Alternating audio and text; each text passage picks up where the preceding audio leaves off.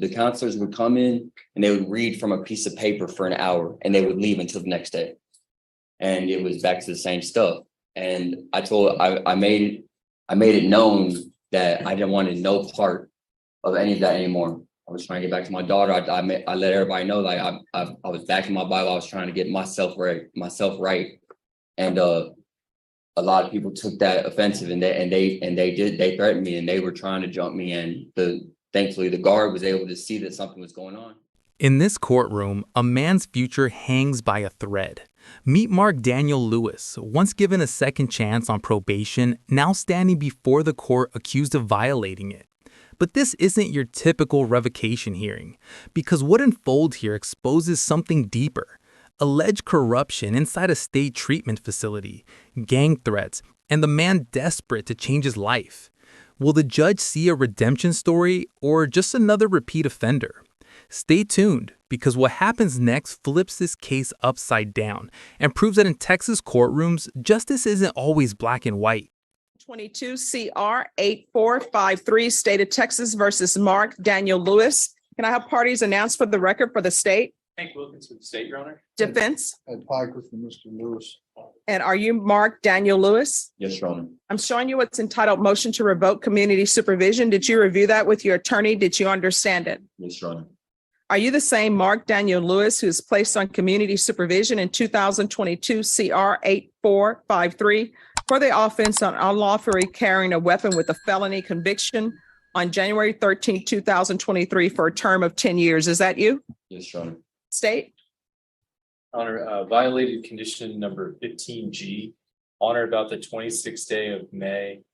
And Judge, I'd like to orally amend. Oh, just one moment. Excuse me. Could you, if you all could move to the other end. Okay.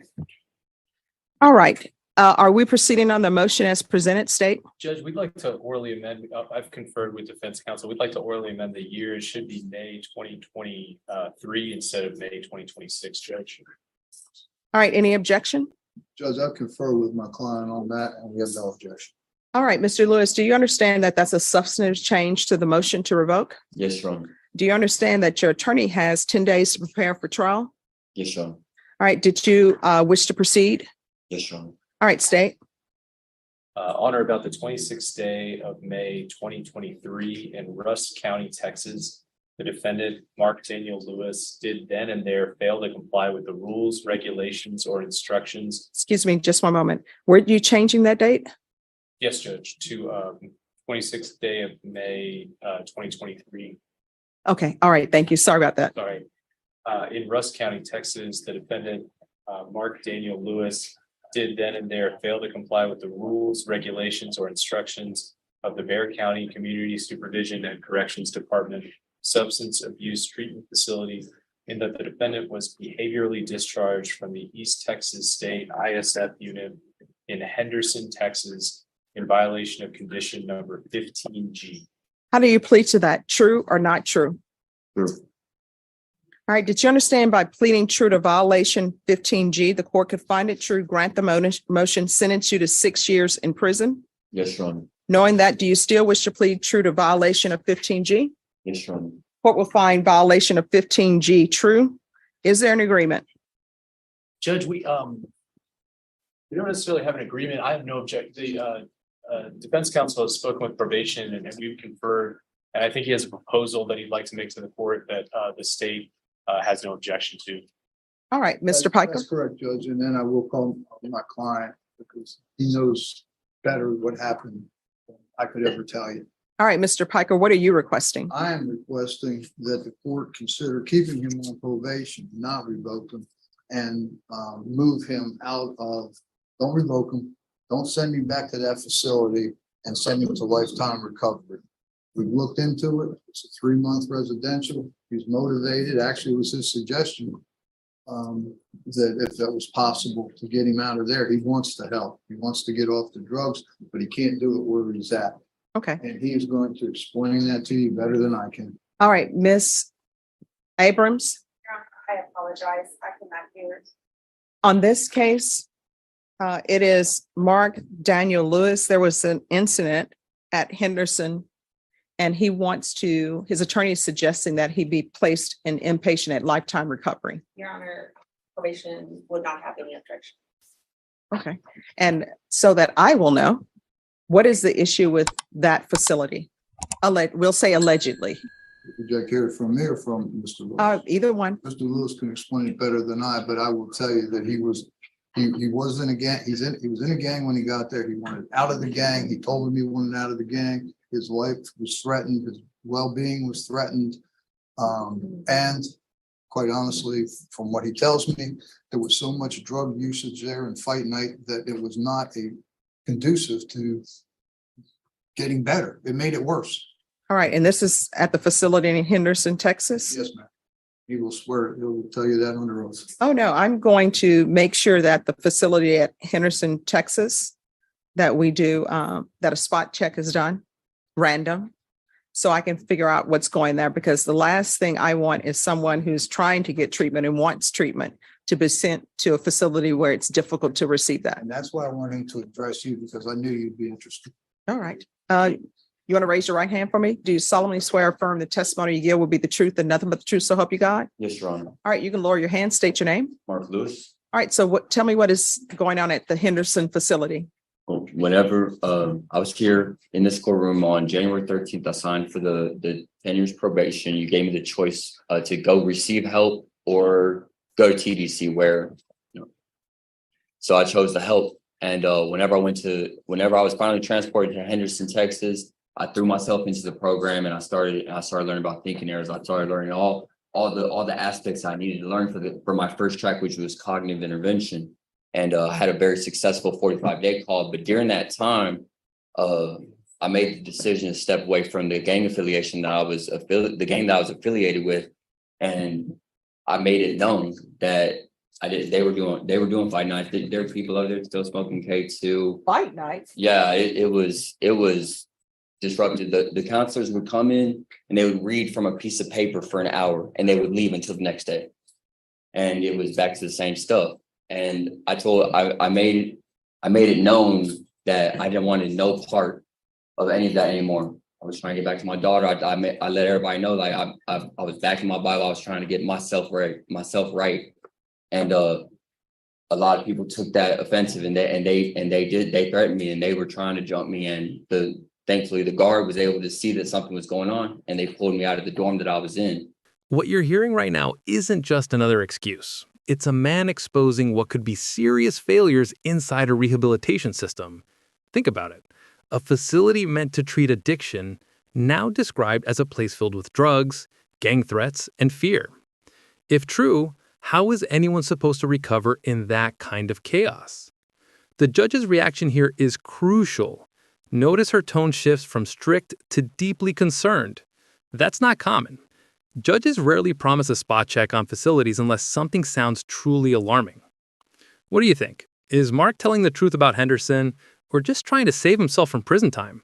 Let me know in the comments what your gut says. And they placed me in a single man cell in restrictive housing. And when they came, they were like, they wanted to send me back to that environment. And I wasn't trying to go back to that environment because of the threat. And they said that by refusing that environment, I was refusing the program. And I knew that I would have to come back here and address you, but I'm trying to do better. Okay. No, I appreciate that. So what I'll do then is I'll deny the motion and I'm going to alter and amend conditions to include lifetime recovery, the inpatient, and you'll be transferred from the jail to lifetime recovery. Yes, Sean. All right. Is there anything else? That was it. All right, we can go off the record. See what I mean about communication being key? If I don't know this is going on, then, but thank you so much for letting me know. Thank you, Your Honor. You didn't get any more tattoos while you were there, did No, you? thankfully not. Okay. Thankfully not. And he's not from Indiana. Okay. Okay. All right. All right, Thank thank you, Your you. Honor. Thank you for letting me know. Are you proceeding on count one, waiving count two? Yes, Judge. Any objection? No objection. All right, Mr. Seer, I'm showing you what's entitled Court's Admonishments and Defendant's Waivers and Affidavit of Admonitions. Did you review that document with your attorney? Did you understand it? And did you sign it in all the appropriate places? Did you understand you're charged with possession with intent to deliver a controlled substance, penalty group 1, 4 grams to 200 grams? That's a first-degree felony. The range of punishment is anywhere from 5 to 99 years or life in prison and up to a $10,000 fine. Did you understand? Yes, ma'am. There's sufficient evidence to find you guilty, and the court will find you guilty. Are you proceeding with sentencing? Yes, Your Honor. Anything you wish to say on behalf of your client? No, Your Honor, he is gonna work once out there. He says that he is looking to get this all behind him. And he is asking for intensive outpatient treatment if possible, because he works so many hours. I know that the TAP will show that up, Your Honor. I just wanted to add that. All right. So what do you do other than have cocaine and meth? I do framing and construction cleaning, Mhm. and I have a business, clothing business that I'm trying to get off the ground. Mhm. And And you're just doing drugs on the side, part-time? no, just being foolish, Your Honor. How old are you? I'm 31. I mean, how many years are we going to take this foolishness with us? That's and everything happens for a reason. And being here incarcerated, you know, I've never really read the Bible and stuff like that. And I found that light in me now, you know, and I wake up more happy and everything now, you know. I'm ready to just take my life, you know, serious. Yeah, what's your favorite verse in the Bible? The Lord is my shepherd. Oh, okay. Yeah, what verse is that? It's Matthew. What verse is that? That's Psalms 23. Okay. I'm sorry. No problem. It's my first time like really getting into it, you know. Oh, no. I'm happy. Sometimes, you know, people will always say that people find Jesus at the jail. Yeah. Sometimes they do, sometimes they pretend like they're doing, but I'm always interested. Yeah. For me, whatever helps people get through this journey we call life, Yes.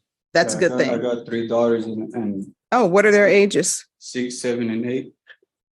And who do they live with? With both me and my girlfriend, Mm. And who's your girlfriend? Emily Colleen. What were you doing with Samantha then? That's my cousin. So you and Samantha Servin were out with No, drugs. I wasn't out with I'm sorry, what? nobody. What? What is he saying? He's saying that he was not present with anybody at the time of the arrest. No, you were in the vehicle. What is he talking about? That is his cousin that is mentioned in there. All right, is something wrong with him? No, Your Honor. I believe that that's the only aspect that he sort of maintained was not accurate on the report. But he says everything else is accurate. So you were not in the vehicle? I was in the vehicle, but there's nobody with me. Oh, so you're saying Samantha wasn't in the car with you? I was by myself in that car. No, they have S1 and S2. Your Honor, It says, based on my observations during my surveillance of the listed location and results of the traffic stop, we were able to detain S2, who was the subject of our investigations. We encountered S2's small children occupying several bedrooms of the home. Okay. I was just drunk, I guess. No problem. I understand. I'm going to need a PSI report on this. Ms. Ferguson, when can we come back? I need a TAP evaluation. and I know it's a little unorthodox to ask, but would the defendant be eligible for a PR bond under the circumstances that he's already pled? No, we'll see about a TAP evaluation, and maybe we can get the TAP evaluation done quickly. Will it take long to have a TAP evaluation?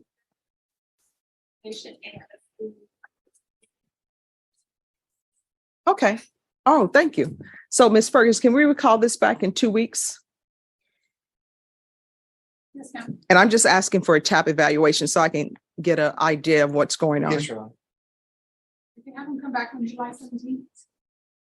All right, so we're going to be back on July 17th.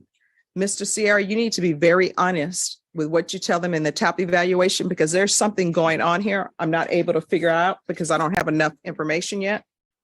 So make sure you're honest with them, okay? Yes, ma'am. All right, thank you.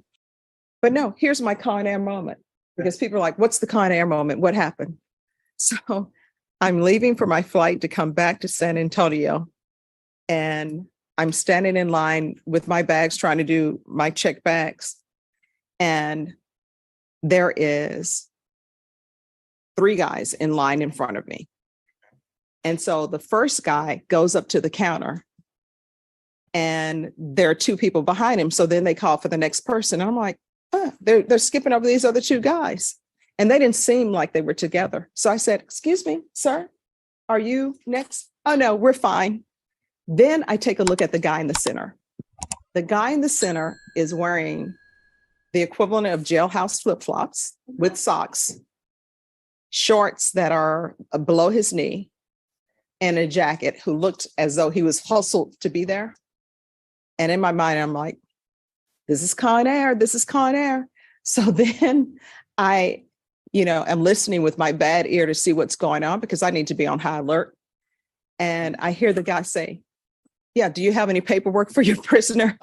And I was like, Did they pronounce it? I'm like, oh my gosh, I'm about to have a Con Air moment. So I called my mom and I said, Mom, I'm texting my brother with my mom in it. And I said, we're about to do Con Air, right? And my mom doesn't know how to do text, so she doesn't read it. But my brother said, we won't tell Mom, but does anybody have a bunny rabbit? Drop the bunnies. So of course, they went with me to Houston, but then he got off. So there we go. Nothing bad happened. Nothing bad happened. Well, at least not on my flight. Not on your flight, exactly. In a rare display of judicial empathy, the judge denies the motion to revoke, giving Mark another chance through a legitimate recovery program instead of prison. This case isn't just about addiction. It's about how the justice system can pivot between punishment and rehabilitation. Mark's honesty, paired with his lawyer's advocacy, literally changed the outcome. The bigger takeaway? When defendants communicate and courts listen, real reform becomes possible, even inside a system known for its rigidity. If you found this case as powerful as we did, show your support.